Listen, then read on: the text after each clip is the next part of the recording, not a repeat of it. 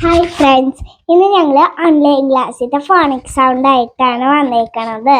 നമുക്ക് പുതിയൊരു എങ്ങനെയാണ് റീഡ് ചെയ്യാനായിട്ട് സൗകര്യമായിട്ട് വായിക്കേണ്ടത് എന്നുള്ളത് കുട്ടികൾക്ക് പറഞ്ഞു കൊടുക്കാനായിട്ട് പാരന്റ്സ് ഉറപ്പായിട്ട് ഇത് ആദ്യം ശ്രദ്ധിക്കണം കേട്ടോ. അല്ലാണ്ട് കുഞ്ഞുമക്കൾക്ക് തന്നെ പഠിക്കാനായിട്ട് പറ്റില്ല. അപ്പൊ നമ്മളിപ്പോ പഠിക്കുക 2 വവ്വൽസ് ഒരുമിച്ച് വന്നു കഴിഞ്ഞു കഴിഞ്ഞാൽ ആദ്യത്തെ വവ്വലിന്റെ സൗണ്ട് ഉറക്കെ പറയണം. അങ്ങനെയാണ് നമ്മൾ ഈ എന്ന് കറക്റ്റ് ആയിട്ട് പറയാം. എന്റെ ശരിക്കും വവ്വല് വരുന്നത് എങ്ങനെയാണ്? ഈയുടെ സൗണ്ട് ഫോണിക് സൗണ്ട് എങ്ങനെയാണ്? എ എന്നാണ്. പക്ഷെ നമ്മൾ ഒരിക്കലും എ പറയില്ല, ഇ പറയും. അല്ലെങ്കിൽ ഇപ്പൊ പിന്നെ എന്താ ഉള്ളത്, അങ്ങനെ നമ്മള് പിന്നെ നമ്മൾ അങ്ങനെയുള്ള വാക്കുകളെ നമ്മൾ വളരെയധികം ശ്രദ്ധിച്ചിട്ട് ഒന്ന് വായിപ്പിക്കാനായിട്ട് പഠിക്കാം. ഇപ്പോ ഈറ്റ് എങ്ങനെ നമ്മൾ പറയും? ഇ വന്നു, എ വന്നു, ടി വന്നു. ശരിക്കും നമ്മള് ഏറ്റ് അങ്ങനെയൊക്കെയാണോ വായിക്കാന്നാണ് നമ്മൾ ആദ്യം കുട്ടികളെ ശ്രദ്ധിക്കുക. എന്തുകൊണ്ടാണ് അവിടെ ഈറ്റ് എന്ന് വായിക്കണം? നമ്മൾ അവർക്ക് വ്യക്തമായിട്ട് പറഞ്ഞു കൊടുക്കണം. എന്തുകൊണ്ടാണ്? ഈ എ എന്ന് പറഞ്ഞു കഴിഞ്ഞാൽ 2 വവ്വൽ സൗണ്ട് ആണ്. ആ വവ്വൽ സൗണ്ടുകള് ഇയും എയും വന്നു. അതുകൊണ്ട് നമ്മൾ ഫസ്റ്റത്തെ വവ്വൽ സൗണ്ടിന്റെ സൗണ്ട് ആണ് നമ്മൾ പറയുന്നത്. അപ്പൊ ആ വവ്വൽ സൗണ്ട് ഉള്ളത് കൊണ്ടാണ് നമ്മൾ ഈറ്റ് എന്ന് വായിക്കണത്. ഓക്കെ. അപ്പൊ ഇനി സെക്കൻഡ് വേർഡ് പറയാം, ടീച്ചർ. നമ്മൾ നോർമലി നമ്മൾ എല്ലാവരും പഠിക്കുന്ന വാക്കുകളാണ് ടീച്ചർ. TEACHER, teacher. അങ്ങനെയാണ്. അപ്പൊ ടീച്ചർ, ആ ടീച്ചർ എന്ന് പറയുമ്പോ എന്തുകൊണ്ടാണ് നമ്മൾ TEA എന്ന് പറയുന്നത്? അവിടെ 2 വവ്വല് വരുന്നുണ്ട്. 2 വവ്വലില് ഫസ്റ്റ് വവ്വലിന്റെ സൗണ്ട് ശരിക്കുള്ള സൗണ്ട് ആയിട്ട് അത് വായിക്കും. അല്ലാണ്ട് നമ്മൾ ഫോണിക് സൗണ്ട് ആയിട്ട് വായിക്കില്ല. ഇ എന്ന് തന്നെ പറയും. ഓക്കെ. പിന്നെ നമ്മൾ പറയും സി. എങ്ങനെയാണത്? സിയ കടല്. അത് സി സ്പെല്ലിംഗ് വരിക വെരി ഗുഡ്, സി. അപ്പൊ നമ്മൾ അവിടെ ആദ്യത്തെ ആ വാക്കിന്റെ ഫോണിക് സൗണ്ട് ഇ എന്നാണ് നമ്മൾ അത് പ്രയോഗിച്ചു. അപ്പൊ അതുകൊണ്ടാണ് അത് സി എന്ന് വന്നത്. ഇനി കുറച്ച് വേർഡ്സ് ഞാനിവിടെ ബോർഡിൽ എഴുതി വെക്കാം. അപ്പൊ അത് നോക്കിയിട്ട് നിങ്ങൾ പാരന്റ്സ് കുട്ടികൾക്ക് അത് പറഞ്ഞു കൊടുക്കാം ജസ്റ്റ്. അപ്പൊ എന്താ വെച്ച് കഴിഞ്ഞാൽ അവർക്ക് അത് തെറ്റു വരില്ല. അവരത് എഴുതി പഠിക്കുന്ന സമയത്ത് നമുക്ക് അവരെ തിരുത്താൻ പറ്റും. ഓക്കെ. അപ്പൊ നമുക്കത് എഴുതാനായിട്ട് പോവാട്ടോ. അപ്പൊ നമുക്ക് വേർഡ്സ് എഴുതാം കേട്ടോ. ഞാൻ ഈ ബോർഡിൽ എഴുതാം, കാണണ്ടാവുമെന്ന് വിചാരിക്കുന്നു. ഞങ്ങൾക്ക് ഇത്രയ്ക്ക് സൗകര്യമുള്ളൂ നമ്മുടെ വീട്ടിൽ. അപ്പൊ അതിനനുസരിച്ച് ചെയ്യാനേ പറ്റുള്ളൂ കേട്ടോ. അപ്പൊ ഒന്ന് ജസ്റ്റ് ഒന്ന് ശ്രദ്ധിച്ചിട്ട് പാരന്റ്സ് എഴുതി കൊടുത്തോളൂ കേട്ടോ. അപ്പൊ കാണണ്ടാവുമെന്ന് വിചാരിക്കുന്നു. EAT, eat. അത് എങ്ങനെയാണ് നമ്മൾ ഈറ്റിന് എഴുതാനായിട്ട് മനസ്സിലാക്കിയിട്ട് പറഞ്ഞു കൊടുക്കുക. പാരന്റ്സിന് എന്താണ് പറഞ്ഞു കൊടുക്കേണ്ടത്? ഈറ്റ് എന്ന് എഴുതുന്നത് 2 വവ്വൽസ് ഒരുമിച്ച് വന്നു. അപ്പൊ ഫസ്റ്റ് വവ്വലിന്റെ സൗണ്ട്, അതായത് കറക്റ്റ് വവ്വലിന്റെ പ്രൊനൗൺസിയേഷൻ പറയാം. അല്ലാണ്ട് നമ്മൾ ഫോണിക് സൗണ്ട് അല്ല പറയണത്.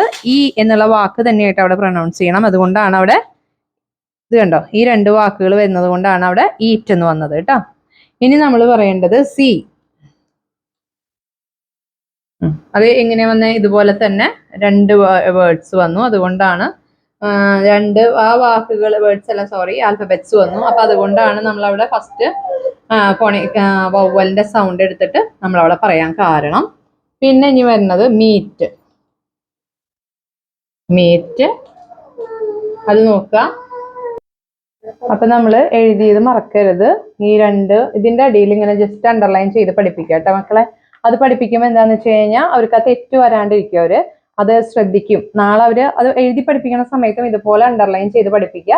എന്നിട്ട് എന്തുകൊണ്ടാണെന്നുള്ളത് അവരോട് ചോദിച്ച് ക്ലിയർ ചെയ്തതിന് ശേഷം മാത്രം പഠിപ്പിച്ചു പോവുക കേട്ടോ. സോറി. അതുപോലെ തന്നെ ടെയിൽ എന്ന് പഠിപ്പിക്കുക. എങ്ങനെ ടെയിൽ എങ്ങനെ വരും?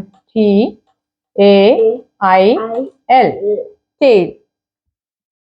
ആ ടെയിലിന്റെ എങ്ങനെയാണോ വന്നത്? എന്തുകൊണ്ടാ വന്നത്? ദിയ പറയോ, സിയ പറയോ?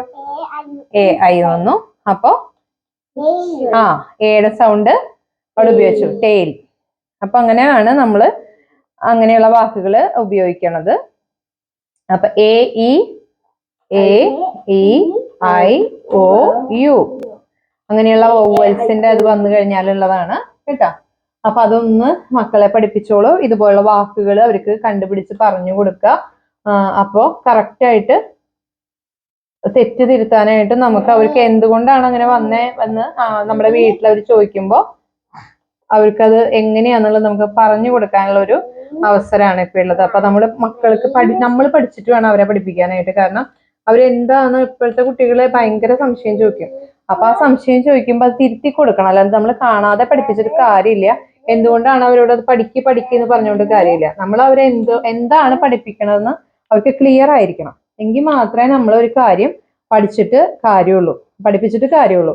അല്ലാണ്ട് എന്ത് കുട്ടികൾ അത് പഠിക്കുന്നില്ല, അല്ലെങ്കിൽ കുട്ടികൾക്ക് അത് കിട്ടണില്ല, ഇംഗ്ലീഷ് പ്രൊണൗൺസിയേഷൻ കിട്ടണില്ല, ഇംഗ്ലീഷ് വായിക്കാൻ കിട്ടണില്ല എന്നൊക്കെ നമ്മൾ പറയും. പക്ഷെ അത് ഒരിക്കലും അത് അവരുടെ മാത്രം കുറ്റമല്ല. എനിക്ക് തോന്നുന്നത് പാരന്റ്സ് ആയിട്ടുള്ള നമ്മളും കൂടി അതിൽ ഇൻവോൾവ് ചെയ്യണം. എന്നാൽ മാത്രമേ കുട്ടികൾ അത്. ഞങ്ങൾ അടുത്ത വീഡിയോയിൽ വരാം. ഇതിപ്പോ ചെറിയ ഇതായിട്ട് നമ്മള് എനിക്ക് തോന്നുന്നു ഇതൊന്നും ശരിയാവണില്ല. ഓക്കെ, അപ്പോ നമ്മൾ ഇത് പഠിച്ചിട്ട് ഈ അടുത്ത വീഡിയോ ആകുമ്പോഴത്തേക്ക് നിങ്ങൾ എഴുതി നോക്കുക, വായിച്ചു നോക്കുക, കുട്ടികളെ കൊണ്ട് പറയാൻ ശ്രമിപ്പിക്കുക. നിങ്ങൾ അടുത്തൊരു ഇത് എപ്പിസോഡ് കാണുമ്പോഴത്തേക്കും അത് പറയാനായിട്ട് ശ്രമിപ്പിച്ചു കഴിഞ്ഞു കഴിഞ്ഞാൽ എനിക്ക് തോന്നണേ ഒരു 2-3 മാസം ആകുമ്പോഴത്തേക്കും അവർ നന്നായിട്ട് സ്റ്റോറി ഒക്കെ വായിക്കും. സ്റ്റോറി ബുക്ക് ഉറപ്പായിട്ട് വാങ്ങിച്ചു വെക്കും കേട്ടോ. ഒരു ബുക്കെങ്കിലും വാങ്ങിച്ച് വീട്ടിൽ വെക്കുക. 1 വർഷം കൊണ്ട് വായിച്ചാൽ മതി. ഓരോ പാരഗ്രാഫ് വായിച്ചാൽ മതി. കുട്ടികൾക്ക് നന്നായിട്ട് കിട്ടും. അപ്പോൾ കുട്ടികൾ നന്നായിട്ട് വായിക്കാൻ തുടങ്ങും. നമുക്ക് വായനാശീലം കുട്ടികളെ കൂട്ടാനായിട്ട് പറ്റും.